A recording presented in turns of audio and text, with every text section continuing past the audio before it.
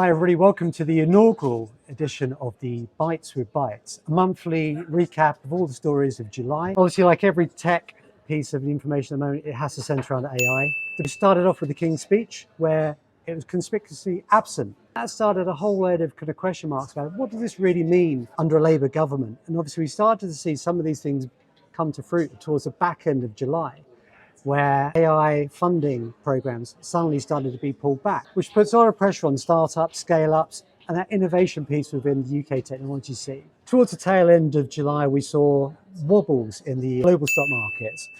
A lot of this is actually centered around the Magnificent Seven. If you look at the tech sell-off in particular, the valuation of AI within these kind of big players. Also, you looked at the concerns around CapEx. The big tech CapEx plans for this year are centering around AI investment, which actually, if you add up all the market forecasts, you're talking about 200 billion of investment, which is roughly what the UK spends on the NHS each year, or 2 times what the US spends on homeland security.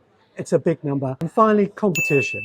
There are lots of things happening in the competitive space. But the most interesting story of July really was around the competitive nature of SaaS businesses and their impact on the global economy. It was lost on nobody, particularly if you were trying to catch a flight, that a major cyber problem has caused basically the whole IT infrastructure to fall down.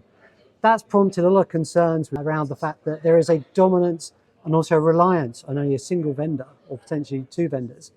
And that is going to create bigger questions going forward about should there actually be more competition in the technology ecosystem.